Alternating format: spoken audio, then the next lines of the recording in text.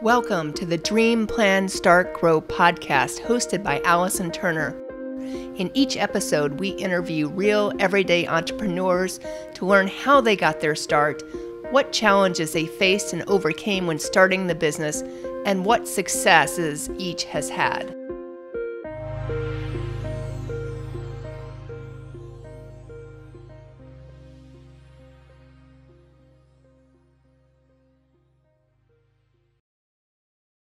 Welcome to the Dream, Plan, Start, Grow podcast. My name is Allison Turner. I will be your host. And today we have Johnny Mackey of Shamrock Restoration. The reason I started this podcast was really to demystify some of the things around starting companies. We see a lot of Facebook ads, Instagram ads about these people promoting their product or service about, get rich quick. You can start a business today and in 12 months, you'll be a millionaire. And I see those ads pretty frequently on a weekly basis. And sometimes it works. I mean, and maybe not their program specifically, but sometimes some people can do that. Maybe they have an app idea or maybe they have some kind of technology idea and they start. But what they don't tell you is all the background behind that. And they don't tell you about what it took to actually get to that point to then build that app and then sell it for millions of dollars. So Johnny started this company with a business partner, I know, in 2017. So what made you decide to go out on your own? Because I know you'd been working for some other companies when I first met you. Yeah. So everybody has a glory story. Mine is not so glorious, but it's real. What prompted me to go out on my own was I got fired. Oh. How about that? Life is funny, and you got to roll with the punches. I've been told many a times that it's a marathon, it's not a race. Right. You got to see what's coming at you and then kind of react. And I certainly didn't expect to get fired. Most people don't. Right. And after I got fired, I didn't even have any grand ambitions of starting my own company. I was bummed out, to be honest with you.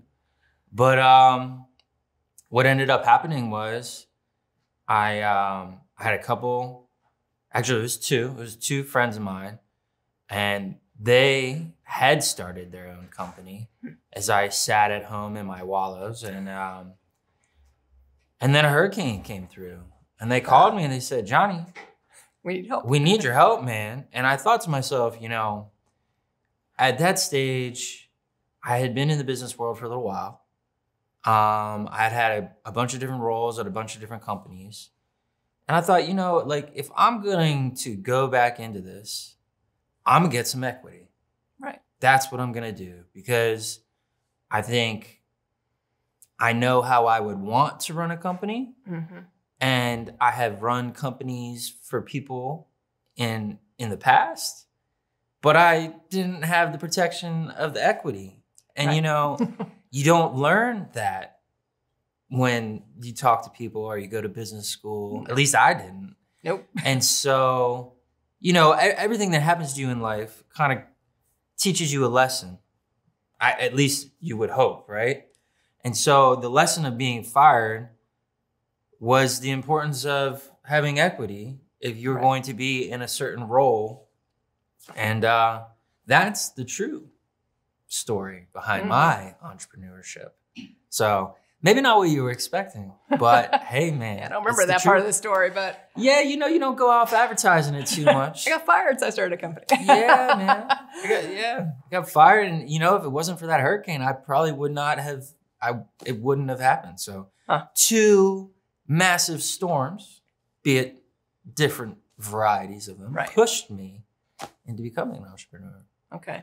So these two friends you said they had started a company already. They had. Did you buy into that company, or did you guys decide to start like a whole different company, or how did that happen? Well, that's a really good question. So essentially they had started it, and what I'll tell you, and anybody that's listening, anybody who wants to be an entrepreneur, deciding that you want to be an entrepreneur is the easiest part, right? Oh, yeah. Now, are you brave enough to do it? Mm-hmm. And then are you smart enough to realize there's certain skill sets maybe you don't have and you'll need help with, right? Mm-hmm. And so when they approached me about helping them, clearly there was a need there, right? And what I could bring to the table and the experience that I have, my background really and truly is business development. That's what I like to do. Now that's a tiny, tiny piece. Right. When it comes to owning a business, running a business. But man, it's important. It's a big piece. If you don't have that business, then you got nothing. That's it. So I knew I had something that they needed. Mm-hmm. And so as a businessman, I negotiated. And so therefore I didn't have to buy in. Okay. I was the currency, I guess you would say. The equity. And I guess that is a lesson as well. You got to know your own worth and you got to know what you bring to the table and what you don't bring to the table. Mm-hmm. And so luckily for me, that was enough. And so that's what got me in there. Excellent. Yeah. Excellent.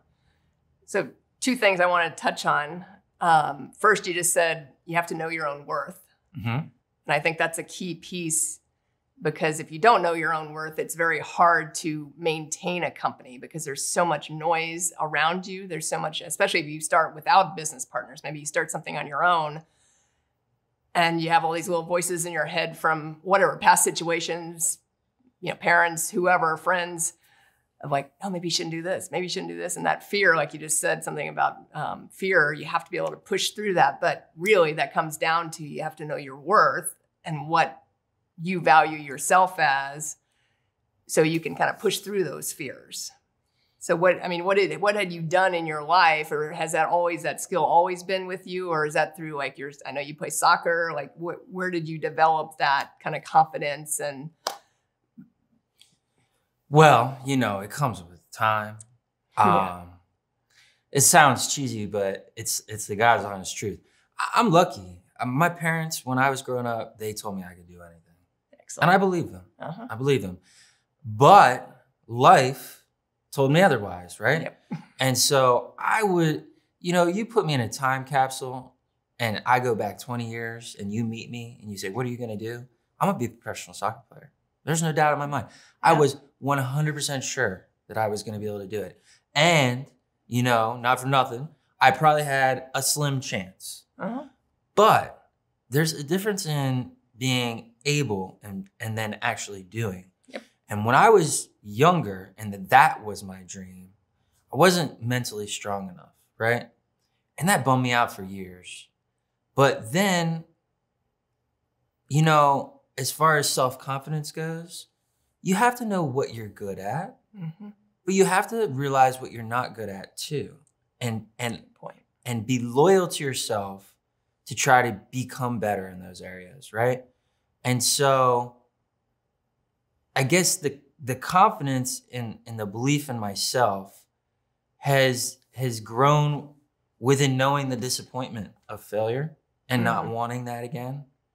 And believing like, well, okay, so you failed in certain aspects, right? But you've had success in others, right? Right. So can I capitalize and feel really good about what I've been successful at and continue to get better at it? Mm-hmm. And then, you're allowed to make mistakes in life. Right. But you should not make the same mistakes twice.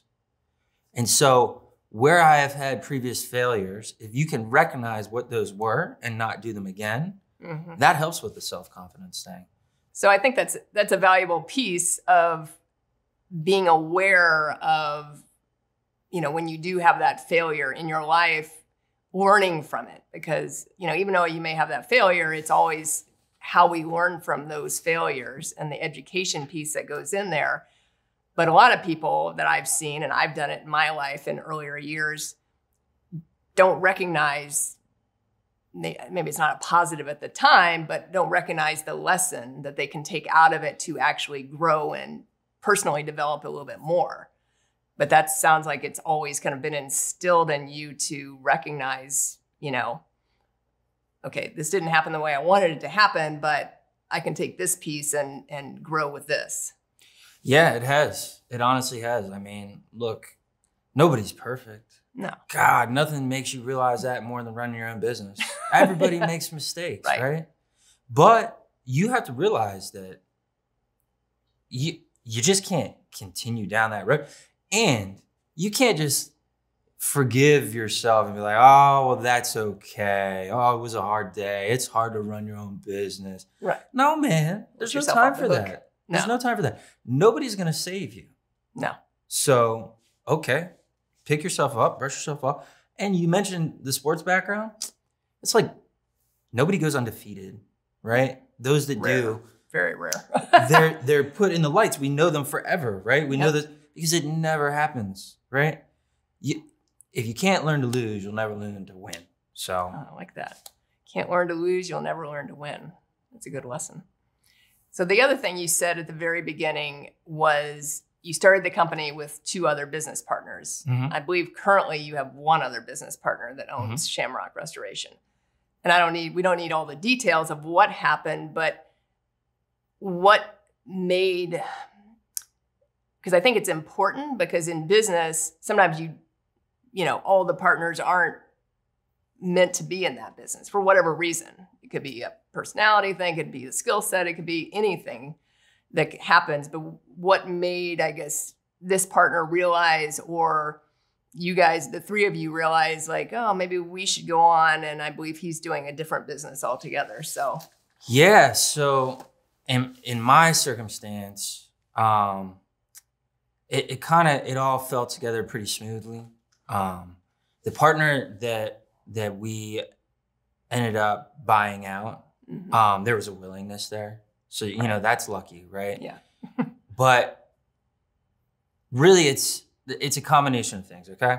So the first thing is, and I find this is something that not a lot of business owners do, not a lot of people do, right? It's very easy to get wrapped up in your day-to-day. Oh, yeah. Like we were just joking around, he doesn't get to see me anymore. Because I can't get out of my own day, right? But you must be able to look into the future. What is my industry doing in the next year, 3 years, 5 years? If you don't have some insight to that, or you're not researching into that, you're going to get bit, right? Right. So in my industry, what we saw is there was going to be a huge shift in how we were going to be able to get business, who we were going to get business from. And we were already kind of starting to work on plans of diversifying, right? Mm-hmm. Because if you're just a one-trick pony, you get all your eggs in one basket. That's troublesome, right? I mean, it just is. You guys do a bunch of stuff. You do marketing, you do the video. So if one thing drops off, the other thing can pick it up. Right. So it wasn't too dissimilar for us, right? Mm-hmm. We were looking out and we're saying, okay, there's 3 owners. We all want to make a certain amount of money. Yep. But that's a heavy load up at the top. Yes. 3 owners in a small business, all splitting the equal equity. Okay, so we identified, hey, this is going to be problematic, right? So let's get ahead of it. And so we started tinkering with this idea that we would open up another business. Now, again, life is funny and you just got to roll with what comes. We were slowly and meticulously putting together this other business. And then COVID happened. I work in people's homes. Yes, you do. Well, nobody wanted me in their house anymore. And you can say whatever you want about, oh, but Johnny, you respond to floods. And you get rid of mold for people. Isn't that important? It shouldn't matter. Yo, it mattered. People did not care. No. It didn't matter. Like, they just didn't want to let you in the house. So all of a sudden, what was like this, okay, we're just going to move the pieces on the board. We looked at each other and we're like, all right. Checkmate. We gotta get this thing going. And then, kind of like we were talking about before, you can't hide from the truth, right? My other partner, he's got 2 young girls. He wants to spend more time with the family. Mm-hmm. He needs to be able to go to the ballet lessons. Yeah. He needs to be able to go and be able to be the dad that he wants to be. Right. That's so important to him. He knew what was important to him, right? So if we were all equal partners, and myself and Rob, who's the partner I run Shamrock Restoration with now, we're busting our humps. We don't have any ballet lessons to go to. You know, I'm going to a networking meeting and he's going to a ballet thing. You know, you can start feeling a little funny about it. Well, why even put yourself in that position, right? So he knew that Sean is the one that ended up leaving. He's got an entrepreneurial spirit. He was the one that started the company, right? So it's in him. But he knew that the demands of this particular industry, they didn't have longevity for him. Right. So he was honest with himself. We were honest with him. But we didn't just say, like, dude, you're out. Gotta go. We're going to buy you out. It's done. We kind of put something together. And so that we were like, all right, so here, you have this. And the two businesses, they kind of have crossing points. Right. So he helps us still to this day, and we help him still to this day. That's great. And so, you know, again, we kind of were able to look a little bit into the future, identified a couple things, and we made a plan for it. And you don't always get that lucky, but no. In our circumstance, we did. And then That's great. is kind of how it worked out. Oh, that's good. Because like you said, you don't always get that lucky, and you don't always have the person that is okay with leaving.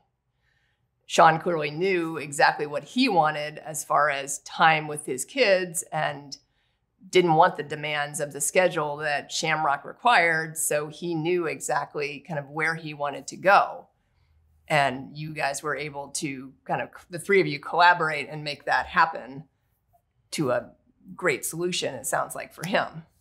Yeah. And, you know, thinking back on it, you know, Rob and I, we busted our butts to set up that company that is now his company in totality. And we, from a monetary standpoint, like right now, we didn't get anything out of it. Right. But it was worth doing. Right. Because that's what made the whole thing happen, right? If we would have been like, well, Sean, you just go do your thing. Yeah. And we would have been like, well, it would have felt completely different, right? Yes. So he does mold testing, right? He does mold testing, right? Which you guys can't do because of... Can't do it. Well, it wouldn't make sense for me to be the one to tell you that you have mold and that I'll get rid of it. And then look, I tested at the end and oh my God, I did a great job. That's not going to work. So yeah. But yeah, so partners, that's a tricky one. Partner is like a relationship. It is. Right. And that communication is key. It and is. Then having some kind of partnership agreement, whatever that looks like, in place is also key. Yeah, I mean, you got to protect yourself. Right. You have to be your own best advocate. You have to protect yourself. And you have to realize, I love business. I really do. I love the business world. I love everything about building a business. But you have to understand that business is mean. And it's nasty. It takes no prisoners, and nobody cares if you cry, right? Everybody is out there for themselves at the end of the day. So that's okay, right? It sounds mean and nasty when you lay it out like that, but you got to know what you're getting yourself into, right? And you got to protect yourself. And you got to know who you're getting into partnerships with. It's not too different than a relationship, like from, you know, dating or something, right? Right. It's the same thing. You're not going to marry everybody that you dated. So don't be a business partner with everybody that, you know, you have a cordial business conversation with. You got to pick and choose. You got to be smart about it. No, absolutely. I think that's a key piece, and it's a piece that some people miss because, you know, sometimes they just, you know, it's a relationship of convenience, whatever it is, or, you know, the skill set like we talked about at the very beginning. Maybe they had more of an administrative skill set and this person can do the service, whatever it is. So they work well together from that side, but then they don't really think of what happens if something goes wrong. Maybe there's a personality conflict, or maybe one gets jealous of the other, whatever you know, it could be anything if you really don't have it out on paper. Yeah. You know, I always talk to people, even in the coaching aspect of my business, about, especially if they're starting up and starting with another person as a business partner, I'm like, make sure you have, like, I'm not an attorney, so make sure you go to an attorney and put in place a business, some kind of agreement. Oh, well, this is my best friend, or this is my whatever. I'm like, best friend for now, but you never know in business where things can shift. And that's where that agreement comes in place. Is it a 50-50 partnership, which is tough sometimes because now you both have, like, if one says this and one says this, and you disagree, there's no one that can break that tie. You have to figure it out between the two of you versus having 51-49 or whatever that is. So you have to figure out all those pieces when you start a company, or bring on a business partner. Maybe you started the company and you brought on a business partner. You have to kind of figure those out. Yeah. Beforehand, so you save the headache later. Yeah. And then how about this, right? So I'm in the world where if something happens at your house, where there's water all over the floor, you've got a leak, or you got mold, we're the ones that come in and fix all that for you, right? Yep. But Allison, I don't know how to do any of that. No. I'm not naturally handy. I know how to build a business. I know how to market things. So like we talked about before, if you're going to get into a partnership, right, you know what your strengths are, you know what your weaknesses are. But as soon as I was like, all right, I'm going to be part of this, they've given me equity, the first thing that I made a little pet project was I'm going to learn everything I can from these partners that I have, right, that have strengths where my weaknesses are. And I'm going to learn from them because we're partners, right?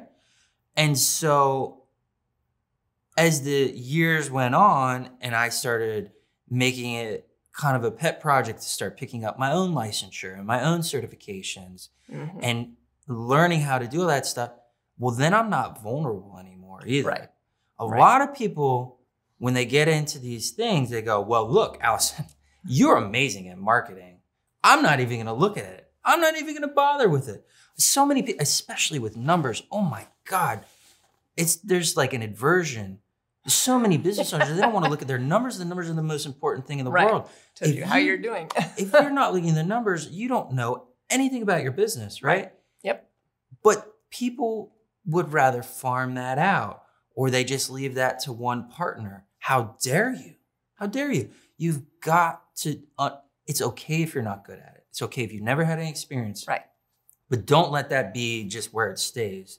You got to take your time and learn, especially when the partnership is good. They're going to want to teach you. Right. Right? Absolutely. They're going to want to show what their strengths are so that they can feel like they're helping you. That's what a partnership is all about. Well, use it. Make sure you use that. Yeah. And so that was another thing that kind of set us up for success when we kind of merged apart. Well, merged apart, that's not the way. But when we separated, that enabled us to be able to do it.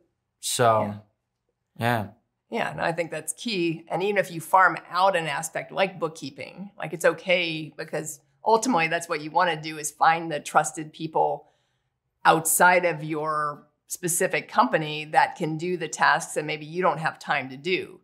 But when that bookkeeper then returns that report for the month of May, make sure you're looking at it. Make sure you ask that person or ask your accountant, how do I actually read this? If you don't understand a P&L statement, like understand what it is. Like, how do I read this? Do your own work on it. I'm sure there's some YouTube videos on accounting and what a P&L is and all that type of thing.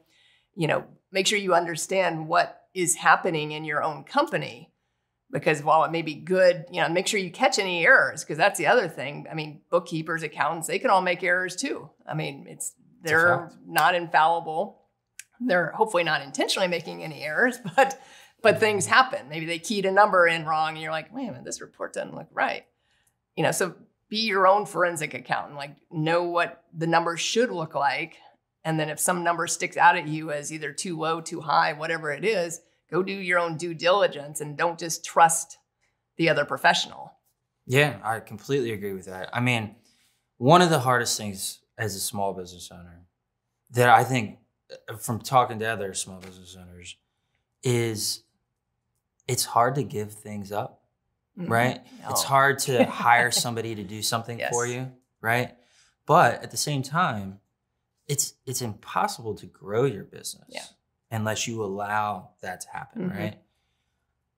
But you always got to keep an eye on it. You always got to be aware of it, just like you're saying. You know, you don't have to be the one that does everything, because maybe in the beginning you do, but that has no longevity either. But you always have to be paying attention to it. Yes.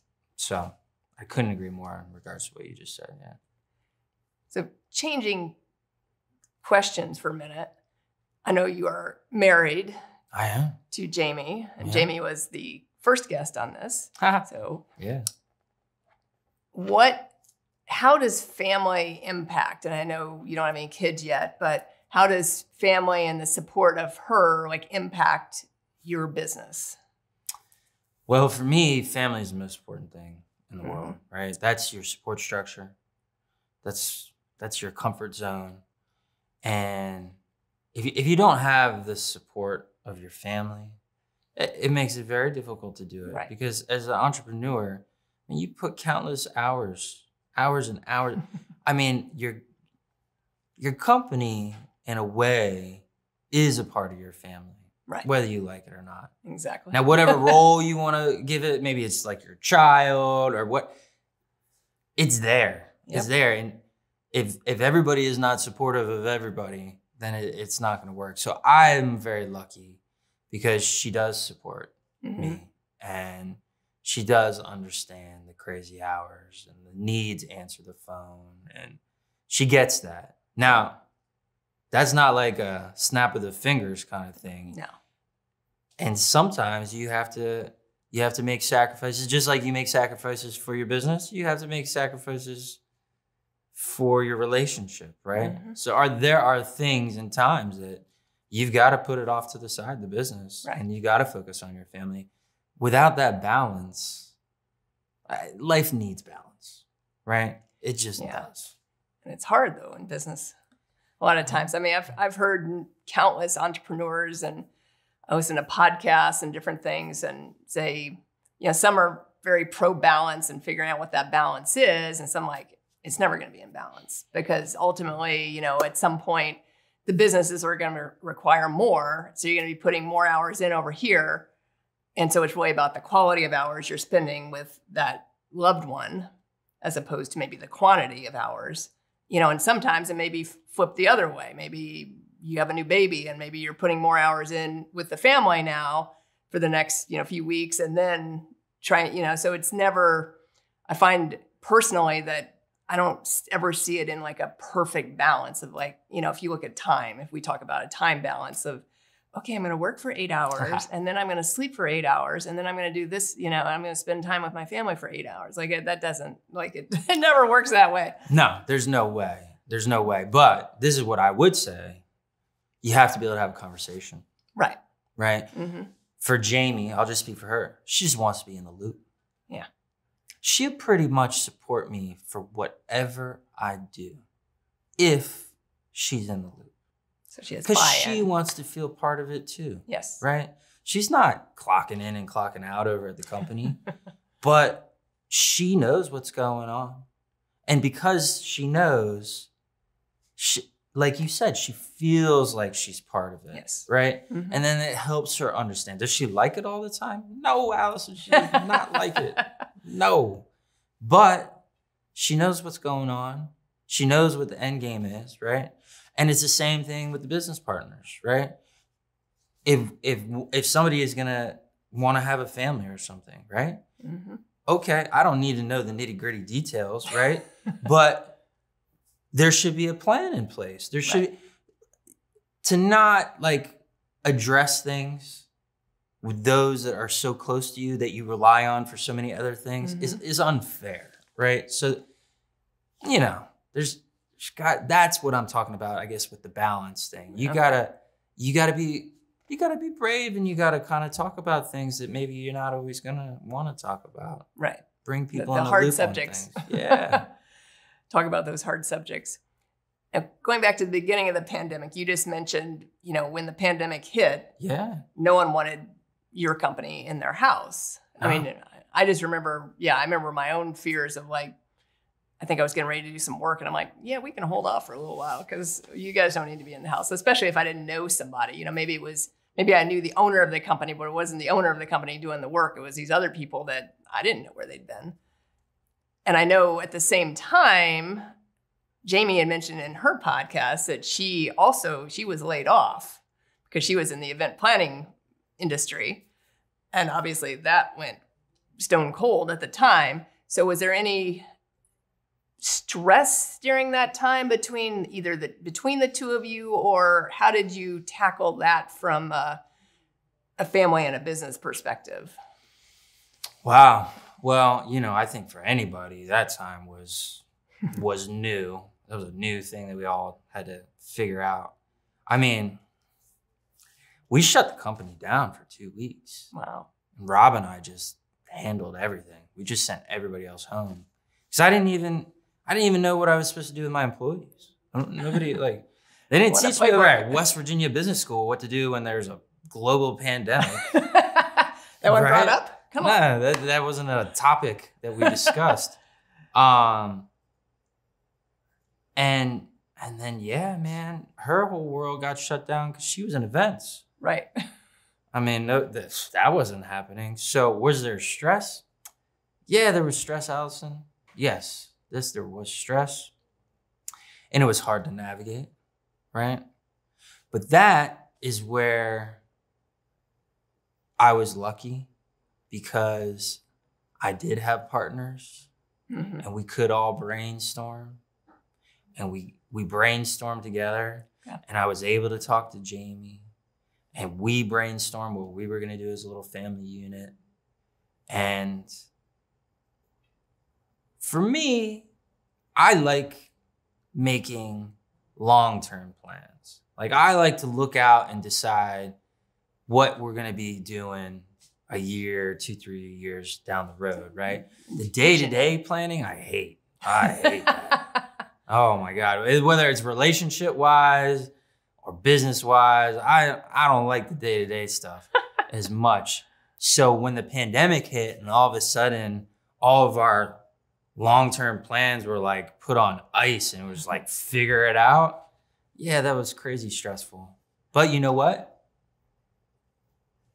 I'm a business owner. Nobody's going to save me.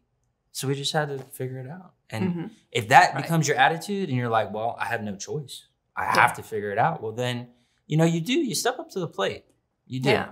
You have to figure out if you want to eat. You got to figure out how that's going to happen. That's it. Yeah. Otherwise, you aren't eating. No. No, and a lot of people didn't. Yeah, exactly. So. But you can't rely on the government to step in or someone to step in. And obviously the government did offer some support, but they can't offer ongoing support forever because there's not enough money to go around. No. But getting that money was like a full-time job too. Right. And you know what? You just grit your teeth and you figured it out and you did it.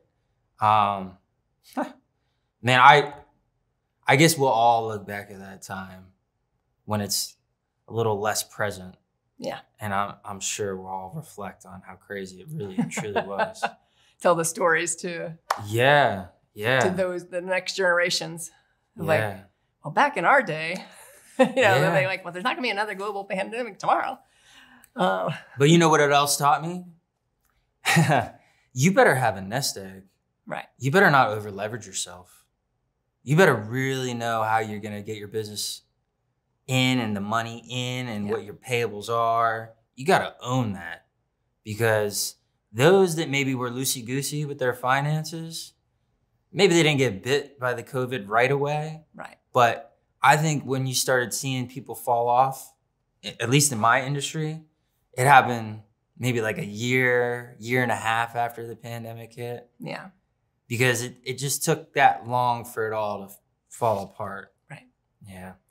Yeah. No, and I think that's true of a lot of people too, and what they did during this time. You had to really shift gears pretty quickly and try and figure out, okay, this is the reality and we got to figure out what plan B is or plan C or D or whatever it is. Because the roadblock just hit right here.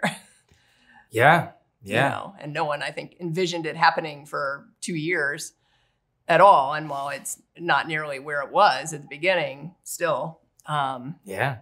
I'm still dealing with it. Yeah. Every time anybody gets like a head cold or something, it's like, do I have to get you tested before you can come back? Do I have to put you in isolation? I mean, all that is wild to me. But yes. Yeah. Yes. No, it is.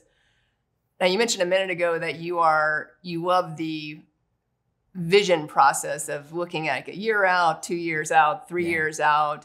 And that's really how, especially if you're in business development, that's really how you grow a company. Is it's not just if you're so enmeshed in the day-to-day operation of the company, you aren't going to grow the company. I mean, that's just the reality. So too hard. Yeah. I mean, at least having a balance, we'll use that balance word again, where you're setting some time aside to look at kind of the bigger picture and where you want to go with the company, how you want to grow it. I know in talking to you before this that your industry has changed. You referenced that once earlier. So much so. And I know and some of that's been driven by the insurance companies and how they've changed that. So were those things that you were kind of looking at as far as the industry goes? Like that was part of your 1 year, 2 year, 3 year vision process? I mean, have any companies that you know of that do the same thing as you kind of gotten smacked in the face because they really didn't? They're like, oh, we can just keep it doing it the same way and, nothing's going to change and we know how to do this, and boom, like, well, wait a minute, now we don't get paid the same way. So, I mean, like, how did you have the forethought to kind of look at that? Well, so first and foremost, I talk to anybody. I love talking to people, right? And I know you do. No matter what industry you're in, there's a bunch of different facets within that industry, right? Mm-hmm. So the more people that you talk to, the more information you can gather, right? And this is kind of funny. As an entrepreneur, as a business owner, a lot of the gripes that a lot of people have, especially in the beginning, is there's so much there's just people that just want to give you so much advice, right? They don't have any idea about your actual situation. They think they do. They just want to give you all this advice. And a lot of people are turned off by it. I'll bring it all on because I'm not gonna do something just because you tell me to do it. But I'd love to know your opinion. Right. I'd love to know what you're thinking. And then if you get enough of people's opinions, you start kind of figuring out a little bit more about what's going on. So in our particular industry, what I started doing was that there was a long time where I would say even now, a majority of where we get paid was from the actual insurance companies. They are the ones that pay us. So right now I'd say it's like a 70-30 split for us. Okay. Getting paid from the insurance companies versus having an actual homeowner strike us a check, right? So what we started doing collectively is we just started talking to as many people that worked at the insurance company as we could. And then we started talking to as many of the insurance brokers as we could. Okay. And we started figuring out what was changing over on their side, what the moving parts were, right? Mm-hmm. And then you start diving in a little bit deeper and you start looking at your own insurance policy. And what we had to do was, it's fine and dandy to know how to dry somebody's house out or get rid of the mold. But if you don't know what the different moving parts are in the industry, you're going to get left out in the cold. So like 3 years ago, is it 3 years? Maybe even more now. Maybe it's 4 years ago. Wow.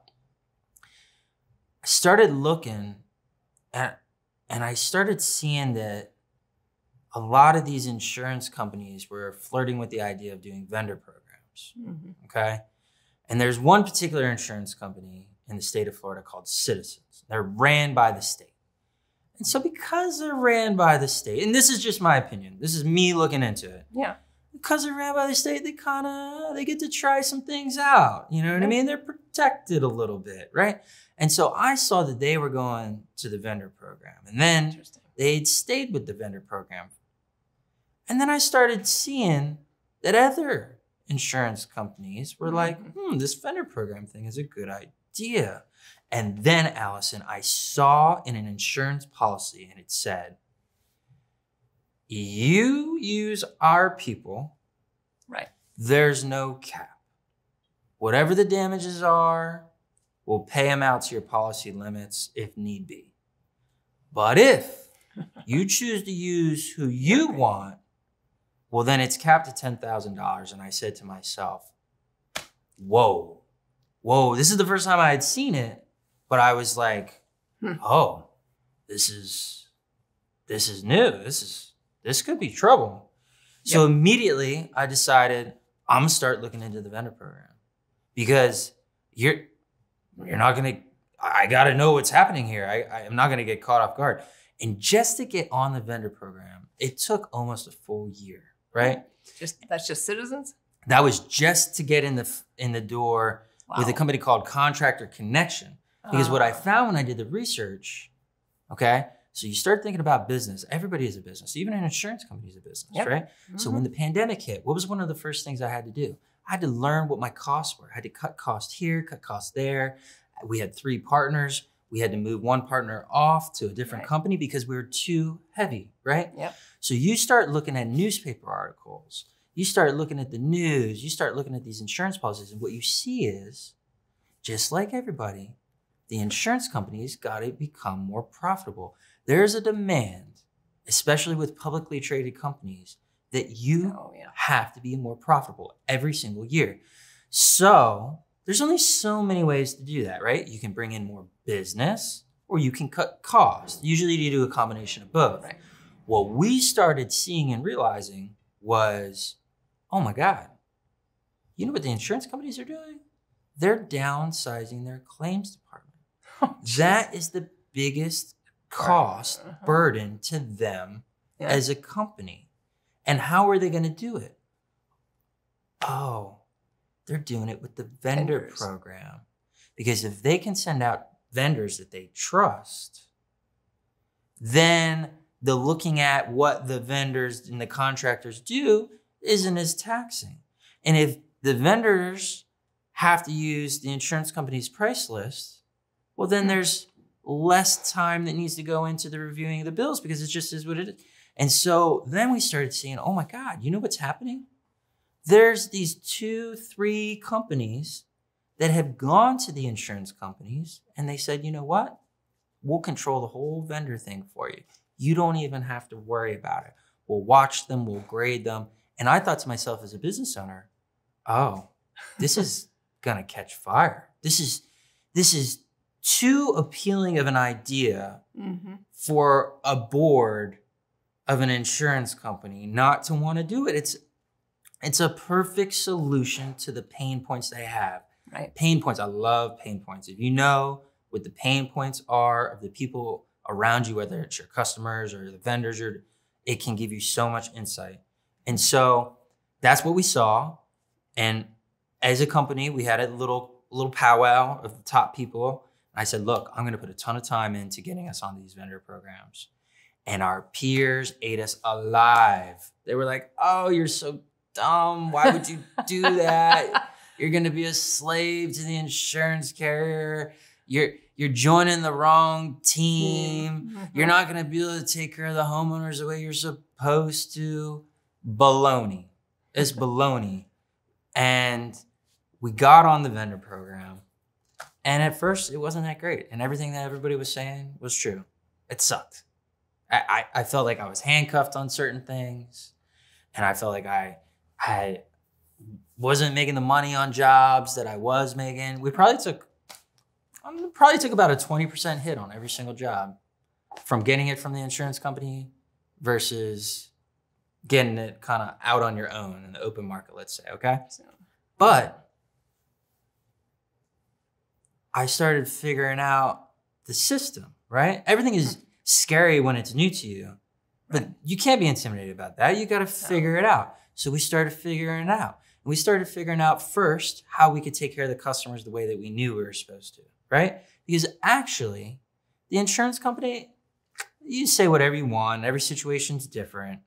But if presented the information properly, they have to do the right thing, especially if it's documented in such a way, right? So that whole thing went out the window. And then, yeah, okay, we'll take a 20% hit compared to what we were making before, but they're going to give us more quantity. So from a business side of it, I thought, well, less money and time towards the bringing of the business in because I've developed this relationship. Well, then it's a bit of a wash, isn't it? Mm-hmm. And now it added a layer of protection for us, right? Yep. And so you asked me, have I noticed my competition and the others in my industry? Yep. Are they negatively impacted because they didn't get on board? Yeah, they're dropping like flies. Wow. Because they didn't see it coming. Even if they saw it coming, they didn't move fast enough. And now, almost all of the business is vendor stuff. And if you're not in it, man, it's a cold world out there. I mean, they survive, but it's hard. It's really hard.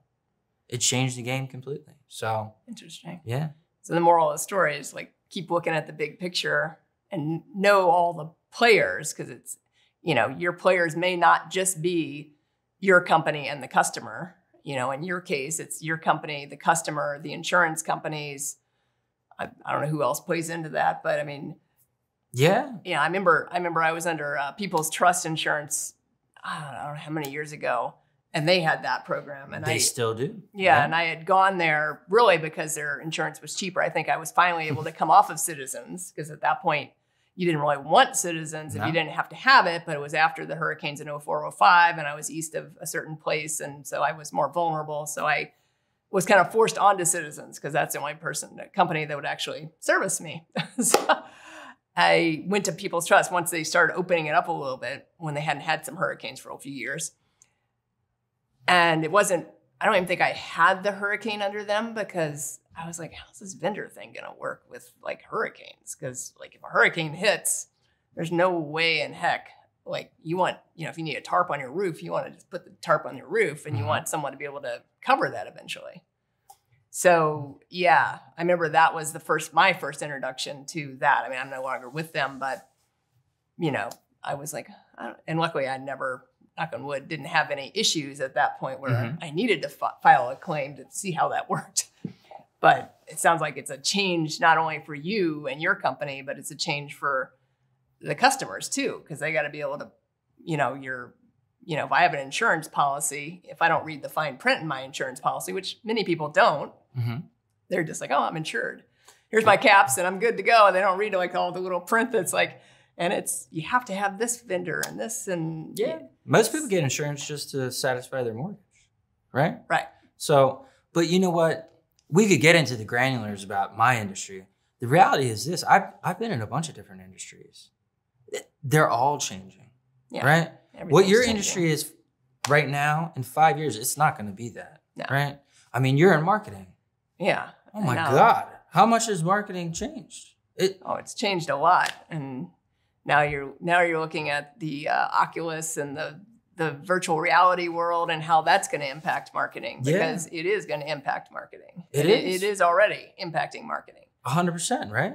You know, it's like, okay, now how do I get on board with that? And I'm trying to look at, you know, like what are the plays into it? Yeah, you guys with the video. Oh my goodness. In 5 years, this is my prediction. In 5 years, if you are in marketing and you can't do video, hang it up. Forget about it. Well, I think it's now, honestly. It probably, right? I mean, because people don't even like video to has read. been, video has been the #1 marketing tool for the last few years. I mean, all the algorithms, all the social media platforms, all say video is better. You know, obviously live is best, and then the next is pre-recorded like this. You know, so I mean, all of them say that versus a static image or just some text thrown up. I mean, so everything is moving towards that. The question is going to be like, is it going to be this virtual reality world, you know, where you're actually kind of live streaming in the virtual reality world and you're all wearing something like an Oculus, whatever that is 5 years from now. Yeah. You know, and you're like talking to an audience virtually, you know, as opposed to live streaming on a computer that you can't really see what's going on. So. Yeah. Or even a podcast. Allison, if I ran into you 5 years ago, would you have said you were going to do a podcast? Oh, hell no. No, right? And even 2 years ago, I started this. Originally, I started this in 2020. When the pandemic hit, I was like, I saw the opportunity because I was like, there's going to be a lot of people that are like going to be entrepreneurs and need to start up companies because they're all getting laid off. Yeah. So that's where my opportunity is. So let me start this podcast. And I'd been listening to this other business coach, and he did these like short 10-minute podcasts. It was just him most of the time. Every once in a while, he'd bring in an interview. It was all audio. And so I was like, I'm going to model it kind of like that because but he would do them like every day. And there was no way in heck. It took me forever just to do it once a week. It was like a 10-minute thing. And I'd come in on a Sunday because that was my free time. And then I had to edit the thing, and I put an intro in there and an outro. And I was like, I think I made it through 5 or 6 episodes. And then I started getting busy again, and it kind of dropped. And so this year, and I would have never have done video back then. Like Jack could tell you that, I filmed a video when we had the old space before this space. And he filmed a video. Man, I couldn't even make it through the video. I'm like reading a teleprompter, and I'm like, it's just me talking. And I'm like, he had to do some creative editing, let's just say. So I wouldn't even have considered video even 2 years ago. So this time, and now I'm like, I got to do video too, because then I can stream it to the audio platforms for those that want to go to the gym and just have it running. And then I can have it on the video side because YouTube is still the second largest browser behind Google. So I might as well pick up some opportunities there. And if I'm putting them out once a week, that's good for content creation and put them up on the website and everything. So whether you know it or not, that would be one of the biggest lessons I would ever tell any entrepreneur. That example right there, right? You can have a great idea. You can start a business. Congratulations. That's wonderful. But if you don't adapt your business, you're going to get lost. If you aren't willing to learn new things and look yourself in the mirror and say, I have to do video. I hate video. I'm terrified of video. I don't like it. And you know what? Absolutely. I got to do it. And now you do it. Now you just go, Johnny, just sit over there. I'll be ready for you in a minute. You just stroll on in and you knock out your hour-long interview. But I did things to get there. So like that piece that you just said, of always learning and adapting. So I joined Toastmasters in September of last year. Good. Because I was like, I want to start speaking. So I wasn't even thinking podcast yet. Like I was thinking more speaking from a stage. So I'm thinking like, I need to actually get comfortable. And so it's still on Zoom. Like Toastmasters took everything on Zoom, and they've kind of slowly started looking at integrating back into, at least a hybrid format, but they got to find spaces and all that. So anyway, I've been doing that since September, and that's really helped from a confidence standpoint, just because I would sign up to do things, and whether it was a role in the club or speak, I would sign up for something like every week. That's it. And that's really, critical in doing it. So I think that's the big lesson is, even if you don't like to do something, either find someone else to do it, and video, if you're branding your company and you are kind of the brand out there, then you better figure out how to do the video yourself. But if you're not necessarily, if you're a bigger company or maybe you're not necessarily the brand, there's different kinds of videos you can do too, that maybe you don't have to be in. You can hire, if you have the money, hire actors. You can do a lot of things with video, but think video, which, is a key piece, but then just adapt and figure out how you can do it, in any situation. So, that's what I did personally and then I was like, I'm not just going to do the audio thing because I want to do like the video too. So that's how that came about. So it wasn't even that I was joining it for the podcast. That wasn't even in my mind at that point. So yeah, and it isn't. But you know what was in your mind? You were brave. Yeah, you have to push through that fear. You have to be brave. It sucks to do something that you're not comfortable doing. It's terrible, right? Yeah. But you have to do it. If you're going to be a business owner, nobody is here to save you. Yeah. So and never say never. Even if you don't want to do it at that point, I've learned over time, like never say never. Like I knew people that had been in Toastmasters a couple of years ago, and I was like, I would never join that.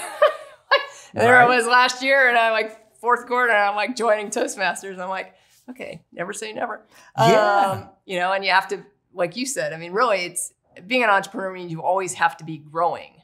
Yes. The title of this is Dream, Plan, Start, Grow.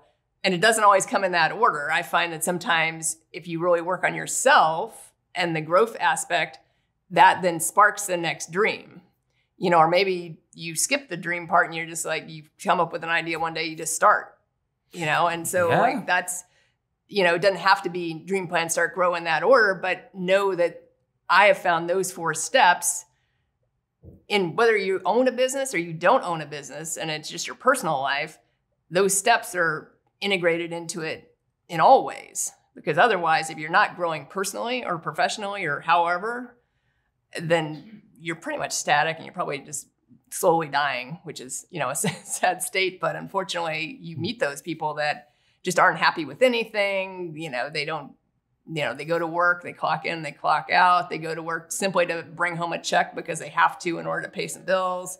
Maybe they don't have family, or maybe they're not happy with family. So anyway, that's the key thing. Yeah. And you know what? Not every plan's going to work. No. You just got to be able to adapt. No. So as we wrap up here, what would be one thing that you would share with people that maybe is like maybe been your biggest lesson? And it could be something you talked about already, or just something that, like, if someone wanted to start any kind of company. Okay. What I would say is it's a combination of a couple things. I'm a firm believer that you should know how to put together a business plan, right? And that's where a lot of people stop because they're just intimidated by that process in itself, right?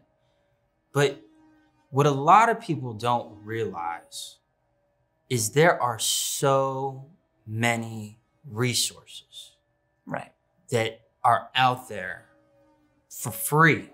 Yes, absolutely. I mean, just locally. YouTube, SBA, SBDC. Yeah. So a bunch of different ways, right? Yeah. So first of all, how are you best at learning? Are you a talker to somebody? Are you listening to a podcast? Are you reading a kind of book? Visual, Figure out how you like to take in information, right? For me, I got to talk to people. Yeah. I have to be able to ask a question and get an answer. That's how it sticks. Question. Yep. So for me, when I was first starting, I went down to the Chamber of Commerce because my dad said, go to the Chamber of Commerce, man. They're going to have some people there and they're going to give you some direction. And then it turns out there's this organization and it's free and it's called the SBDC. And they are there to, because they, you know what you forget? You forget that cities need entrepreneurs. Oh, absolutely. They need businesses. So they purposely fund things that will help entrepreneurs grow. So realize there's resources out there that are there to help you. Yes. Okay? Mm-hmm. Put together a plan. Don't be afraid if your plan doesn't work perfectly. Adapt it. Exactly. Adapt it. You are not perfect.